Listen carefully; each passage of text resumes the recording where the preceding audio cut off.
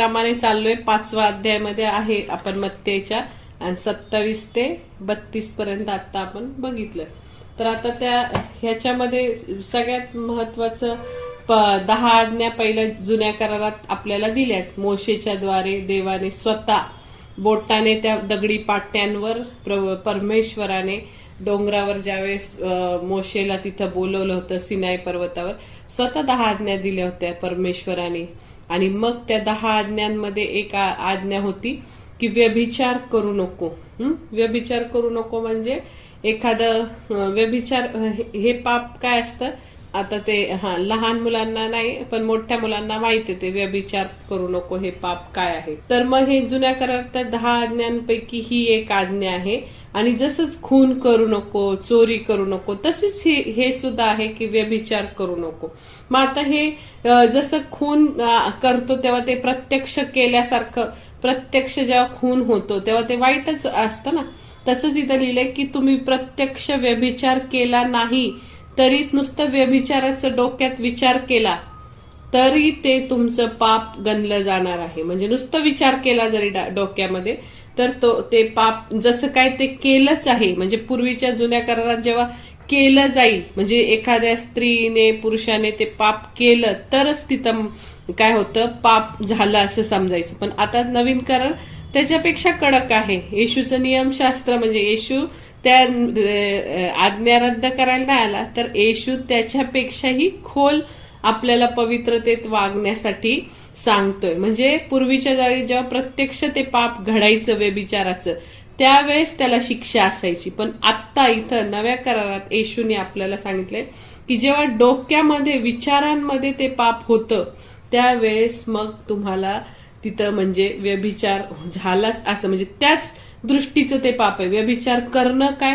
आणि डोक्यात विचार येणं आणि विचारामध्ये व्यभिचार करणं हे सेम पाप आहे असं इथं येशूने आपल्याला शिकवले. कारण पापाचा उगम काय होतो, आपल्या अंतकरणात होतो, मेंदूमध्ये होतो हे पापाचं उगम. आणि मग जेव्हा विचार येतो तेव्हाच ते माणूस त्याच्याप्रमाणे काय करतो, वागतो. आणि मग त्यासाठी मत्ते 15:19 बघू आपण. कारण अंतःकरणातून दुष्ट कल्पना, खून, व्यभिचार, जार करणे, चोऱ्या, खोटे साक्षी, शिवीगाळ ही निघते. म्हणजे आता हे 15:19 मध्ये लिहिलंय की अंतःकरणातूनच ह्या गोष्टी निघतात सगळ्या. खून, व्यभिचार, म्हणजे व्यभिचार कुठून निघतो, आपल्या अंतःकरणातून निघतो. आणि मग ह्या गोष्टी माणसाला विटळवतात. तिथं हात धुतल्यामुळं आपलं शरीर शुद्ध होत नाही, तर विचारांमुळं आणि ह्या अंतःकरणातून ज्या घाणेरड्या गोष्टी आपल्या निघतात, जार कर्म, खोट्या साक्षी, शिवीगाळ, व्यभिचार, खून, दुष्ट कल्पना, त्याच्यातून माणूस काय होतो, अशुद्ध होतो. त्याच्यामुळं आपल्याला विटळतात असं सांगितलंय. मग अजून सांगितलंय की जर अनेक जणांना असं वाटतं की नाही मी सगळ्या 10 आज्ञा पाळतो, मी त्यातली एक सुद्धा आज्ञा मोडली नाही. पण तसं होऊच शकत नाही, कारण एकही माणूस त्या सर्व 10 आज्ञा पाळू शकत नाही. कुठल्या ना कुठल्या आज्ञेमध्ये तो काय होतो, तिथं कमीच पडतो. मग आता कुणीच असं म्हणू शकत नाही मी पहिल्या 9 आज्ञा एकदम परफेक्ट पाळल्या आहेत असं. तर त्या शेवटची आज्ञा काय, लोभ धरू नको. आपल्या शेजाऱ्याच्या स्त्रीचा, गाढव, बैल, उंट, शेजाऱ्याच्या दास, दासी, नोकर ह्यांचं सुद्धा तू लोभ धरू नको.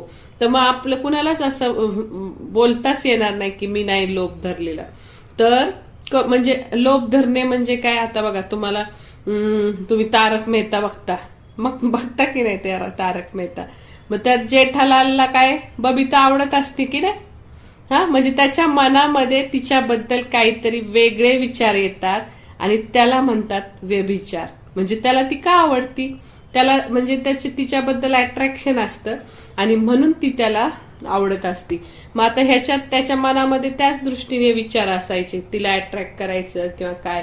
म्हणजे शेजाऱ्याच्या पत्नीचं लोभ, की त्याला त्या कोण आय्यरला किती छान पत्नी मिळाली, म्हणजे असा लोभ असतोच ना मनात. म्हणजे हे एक एक्झाम्पल देते मी, तुम्ही बघता रोज म्हणून. तर मग लोभ प्रत्येक जण धरतो, माणूस, नंतर कोण, प्रत्येक जण, स्त्रिया दुसऱ्या कुठल्या कुणाच्या तरी सारखी मला काहीतरी पाहिजे असं स्त्रिया लोभ धरतात. पण पुरुष पण असं स्त्रियांबद्दल विचार करतात. मग ह्या लोभ धरणे म्हणजे ह्या चुकीच्या गोष्टी करणे, आणि मग तीच त्यालाच म्हणतात व्यभिचार किंवा वासना. आणि मग अजून एक जॉईस मेयरनी सांगितलं की तिच्या ऑफिसमध्ये एक मुलगा होता, आणि तो काय करायचा, ऑफिस म्हणजे काय ते देवाचं ख्रिस्ती ऑफिस होतं, आणि जॉईस मेयरच्या हाताखाली ते 300 लोक स्टाफ होता, आणि ते हे करत बसायचे, काय काम करायचे देवाचं सगळीकडे, टीव्ही मिनिस्ट्री हे ते. आणि मग त्यावेळेस एक मुलगा रोज एका मुलीसाठी फक्त डोनट आणायला लागला, आणि मग तिला कळलं, कुणीतरी सांगितलं की हा मुलगा रोज या मुलीसाठी डोनट्स आणतो. मग तिला कळलं, तर ती म्हटली हे बरोबर नाहीये, तुला जर डोनट, तिने त्याला बोलून घेतलं जॉईस मेयरनी, आणि म्हटले तुला जर डोनट्स आणायचे तर तू सगळ्यांसाठी आण डोनट्स, इथं म्हातारे पण आहेत, अजून तर मध्यम वयाचे पण आहेत, तू त्याच मुलीसाठी स्पेसिफिक कशाला डोनट्स आणतो, तुला आणायचे तर तू सगळ्यांना आण. मग त्याच्यावरून जर तो रोज रोज तिला डोनट्स देत बसला तर मग त्याच्यातून ते वेगळे विचार येतील ना, त्यामुळं मग तिथल्या तिथं त्या पापाला, आपण त्या पापामध्ये जास्त पडायचंच नाही, कुणासंगती एवढे संबंध ठेवायचे नाही की नाही का त्याच्याबरोबर जास्त अटॅचमेंट होईल असं. म्हणून मग हे व्यभिचार करण्याची वासना, विचार म्हणजे ते सुद्धा बाह्य, म्हणजे आपण खरोखर जाऊन चोरी करत नाही, खरोखर जाऊन खून करत नाही, खरोखर जाऊन व्यभिचार करत नाही, पण डोक्यात विचार केले, अंतकरणात विचार केले जेठालाल सारखे, तरी ते तेवढंच जसं ते खरं खरं केलंय असं ते कृत्य होतं. म्हणजे ही सगळ्या अनितीच्या गोष्टी, पाप जे आहे ते मनातले जरी असलं तरी येशूला मनातून ती घाण काढायची. नुसतं पूर्वीच्या काळी खरोखरच केलं तरच पाप मानायचे, पण आता येशू मनातून जरी केलं तरी त्याला पाप म्हणतोय. मग नंतर अजून पुढचं आहे की सर्व माणसं पापी आहेत. रोम 3:10 मध्ये असं लिहिलंय की नीतिमान कोणी नाही, एक देखील नाही. म्हणजे आपल्यातला कुणीच माणूस एकदम स्वच्छ, निर्मळ, पवित्र असा एक सुद्धा माणूस नाही. आत्ताच आपण बघितलं की आपली सगळ्यांची अंतकरणे दुष्ट वासनांनी, दुष्ट गोष्टींनी भरलेली आहेत. परत इर्मया 17:9 मध्ये पण लिहिले की हृदय सर्वात कपटी आहे, ते असाध्य रोगांनी ग्रस्त आहे. म्हणजे काय की माणसं सगळे पापी आहेत, आणि पापामुळं आपण मरणदंडास पात्र आहोत.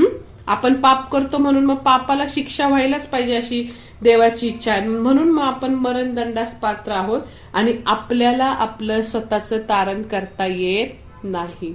मग त्यासाठी मग काय केलं पाहिजे बरं, त्यांनी मग देवाने अशी योजना केली की ह्या संपूर्ण मानव जातीच्या पापासाठी मला कुणाला तरी शिक्षा ठोठवायला पाहिजे, शिक्षा केली पाहिजे. आणि ती शिक्षा कोणी घेतली, आपल्या पापाची. पाप केली आपण, आणि शिक्षा खाल्ली कुणी, आपण गेलो का वधस्तंभावर, आपलं रक्त सांडलं का, नाही, शिक्षा घेतली आपली सगळी येशू ख्रिस्तानी. म्हणून मग देवाला ह्या पापाच्या शिक्षेसाठी कोणतरी पापरहित, दोष विरहित असा कोकरा पाहिजे होता, आणि ती आपल्याला होणारी शिक्षा देवाने काय केली, त्याला दिली. कारण देवाला पापाचं काय आहे, वीट आहे. पहिलं योहानाचं पत्र 1 अध्याय आणि 5व्या वचनामध्ये लिहिलेलं आहे की देव प्रकाश आहे आणि त्याच्या ठाई मुळीच अंधार नाही. म्हणजे त्याला बिलकुल पाप हे आवडतच नाही त्याला, आणि तो म्हणून मग त्या पाप आणि देवाचा पवित्रपणा यांचा मिलाफ कधीही होऊ शकत नाही. आणि मग आपल्या पापामुळं येशूला ह्या पृथ्वीवर येणं भाग पडलं. आणि मग ज्यावेळेस आपण पाप केलं, ह्या छोट्या छोट्या गोष्टीतून, विचारातल्या पापांचं पण येशूने आपल्याला इथं सिरियसली घेऊन ती पाप सोडायला लावली. मग त्यासाठी काय करायला पाहिजे बरं, तर आपण ज्यावेळेस सुवार्ता संदेश सांगू कुणाला पण, तर सगळ्यात पहिलं योहानाने ज्यावेळेस संदेश सांगितला, काय सांगितलं, पश्चाताप करा. स्टार्टिंगच्या 1 वचनात आपण बघितलं, दुसऱ्या अध्यायात मत्तेच्या बघितलं, पश्चाताप करा कारण स्वर्गाचे राज्य जवळ आलं आहे. याच शब्दांनी सुरुवात झाली की नाही. म्हणजे मी पापी आहे आणि मला तारणाची गरज आहे अशी जाणीव जोपर्यंत आपल्याला होत नाही, तोपर्यंत जेव्हा होईल तेव्हा मग आपण काय करू, पाप कबुली देऊ, आणि सगळ्या छोट्या छोट्या पापांची पण आपल्याला कबुली द्यायची. म्हणजे आपण काय करतो, जे केलं असेल, समजा आपण चोरी केली असेल, समजा आपण काय पण चुकीच्या गोष्टी, निंदा केली असेल, खोटं बोललो असेल, त्या गोष्टींची पाप कबुली करतो. पण इथं सांगितलंय की ज्या आपण छोट्या छोट्या गोष्टी, म्हणजे ज्या विचारांमध्ये करतो ना पाप, त्या पण गोष्टीची आपण काय केली पाहिजे, कबुली केली पाहिजे. मग देवाला ते आवडतं आणि देव काय करतो, आपल्याला आपल्या पापांपासून क्षमा करतो. आपण त्याला जर पाप कबुली करून क्षमा मागितली तर देव आपल्याला त्या पापांपासून काय करतो, क्षमा करतो. आणि मग आपल्यात पवित्र आत्मा येतो आणि आपल्याला नवीन मन मिळतं. आणि मग नंतर काय सांगितलंय की सैतान सतत आपल्याला टपलेला असतो. आपण जेवढं वाईट वागता येईल तेवढं वाईट वागावं असा त्याचा प्रयत्न असतो. तो दिवस रात्र तो झोपत नाही सैतान. आपण कसं रात्री 7-8 तास झोपतो, तसं सैतान झोपत नाही. सैतान सारख्या आपल्याबद्दल विचार करत बसतो रात्रभर, प्लॅन की कसं ह्याचं वाईट होईल, ह्याचं वाईट कसं होईल, हिचं वाईट कसं होईल, असे ते प्लॅन त्याचे चालू असतात. आणि तो सतत आपल्याला पापात ओढण्यासाठी प्रयत्न करत असतो. आपण आपल्या आत्म्याला काय करायला, आपल्या आत्म्याला विझवायला बघतो की ह्यांनी कधी बायबल वाचू नये, ह्यांनी प्रार्थना करू नये, कायम थंड राहावं ह्यांनी, असं त्यासाठी तो जीवाचं रान करून सारखं नुसतं आपल्या त्या योजना करत असतो. ह्यांचं कसं वाईट होईल, कसे वादविवाद होतील घरात, कशी भांडणं होतील, कसे देवापासून लांब जातील, असं त्याला दिवस रात्र तो नुसता विचार करत बसलेला असतो. मग जेव्हा आपण आपली गुप्त पाप पण, म्हणजे आपण जे नुसते करतो खरोखरची ती नाही, जी आपण विचारांनी करतो ती सुद्धा पाप आपण काय करायची, कबूल करायची, नम्र व्हायचं देवासमोर, पश्चाताप करायचा. आणि मग देव तो पवित्र आत्मा येतो आणि आपल्याला आपल्या जीवनात चांगलं वागायला काय करतो, शिकवतो. मग आता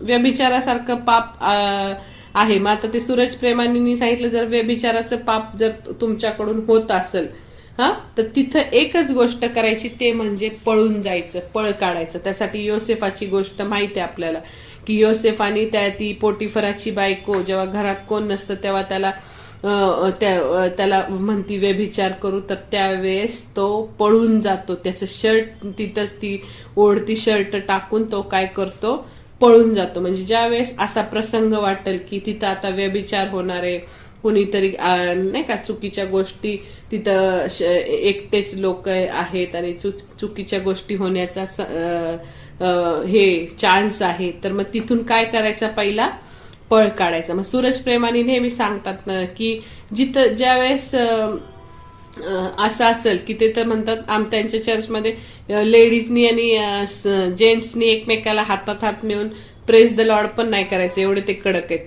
ते म्हणतात की नाही, तिथूनच सुरुवात होती.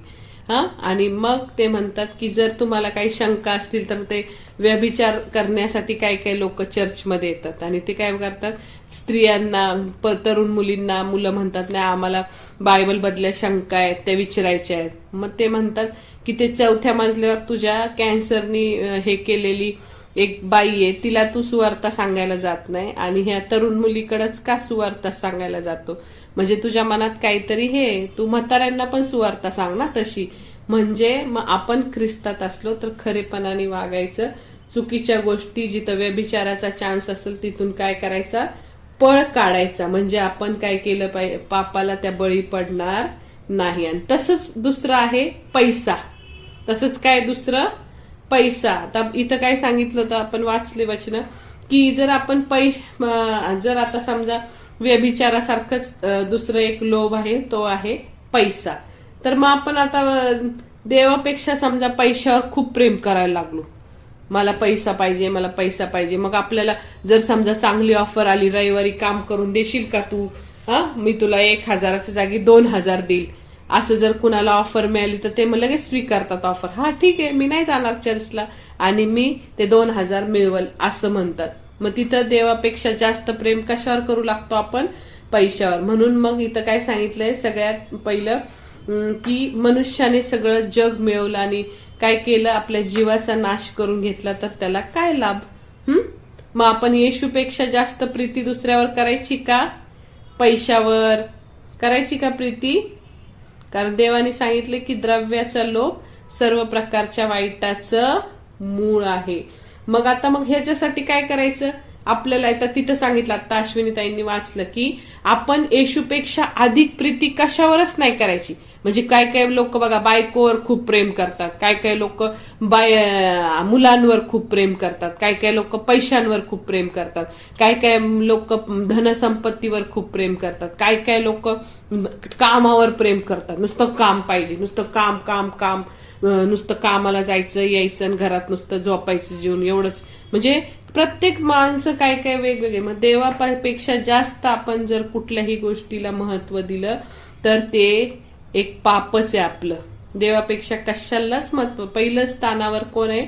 येशू. मग उजवा डोळा जर आपल्याला पाप करायला सांगत असेल किंवा उजवा हात आपल्याला पाप करायला सांगत असेल, कुठलाही शरीराचा अवयव आपल्याला पाप करायला सांगत असेल तर येशूने सांगितले तिथं तुझा हात तोडून टाक. त्या हाताने जर तू वाईट गोष्टी करतो, डोळा वाईट गोष्टी करायला लावतो, वाईट बघायला लावतो, तर ते डोळा काढून फेक आणि लंगडा होऊन हात तुटलेला घेऊन आंधळा होऊन स्वर्गाच्या राज्यात जा, असं येशूने इथं सांगितलं. म्हणजे आपल्या आत्म्याचा नाश होण्यापेक्षा शरीराचा नाश झालेला चालेल असं येशू तिथं म्हणतो. आणि अशा प्रकारे जर आपला कुठलाही अवयव म्हणजे डोळ्यातून आपण काय करतो, सगळ्या चुकीच्या गोष्टी बघतो की नाही डोळ्यांनी.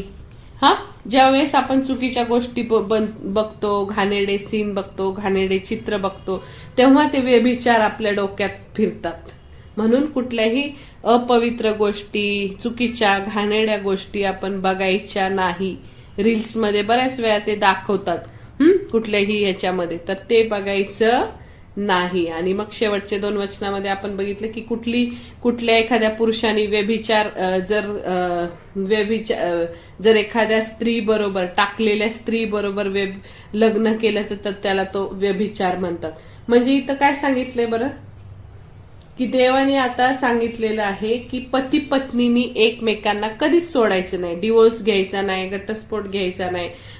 आणि मग तिथं पूर्वीच्या काळी काय व्हायचं, जर कुणी व्यभिचार केला तर त्या स्त्रीलाच पकडून दगडमार करायचे आणि तिला ठेचून मारून टाकायचे, असा त्यांचा कडक नियम होता. दुसऱ्या कोणाशी जर तुम्ही लग्न करण्यापूर्वी तुम्ही घटस्फोट घेतलेला असला पाहिजे असं सांगितलंय.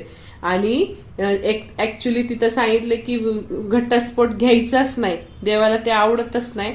आणि जरी घेतला तर व्यभिचाराच्या कारणाशिवाय तो घ्यायचा नाही.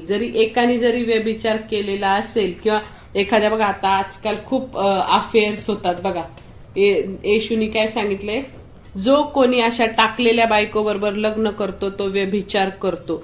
म्हणजे एखाद्या स्त्रीने किंवा एखाद्या पुरुषाने जर व्यभिचार केलेला असेल तरच त्यांचा घटस्फोट होऊ द्यायचा. म्हणजे त्या अंतकरणाच्या कठीणपणामुळे येशूनी सांगितलं की जाऊ दे, त्या कारणास्तव घटस्फोट घ्या. पण तसं ऍक्च्युली घटस्फोट घेणं मान्यच नाहीये येशूला. मग आता काय प्रकार झालाय, फेसबुकवर अफेअर सुरू झालेत खूप.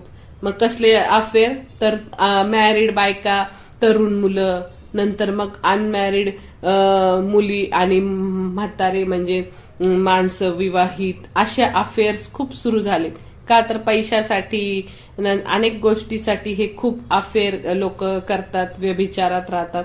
मग ह्या गोष्टी शेवटच्या काळात खूप वाढत चालल्या. तर हे येशूला म्हणजे येशूनी त्याच काळी सांगितलं की हे व्यभिचाराचं पाप खूप भयानक आहे. आणि जर एखाद्या स्त्रीनी किंवा एखाद्या पुरुषाने असं पाप केलं तरच तुम्ही त्याला काय करा, घटस्फोट द्या, असं इथं सांगितलंय. म्हणून कुठल्याही चुकीच्या गोष्टी कुणासंगती एवढी जवळीक होऊच द्यायची नाही की कुणी आपल्याला मेसेज केला किंवा कुणी आपल्याला हाय हॅलो विनाकारण म्हटलं तुम्ही फार सुंदर दिसता, किंवा कोणी मुलगी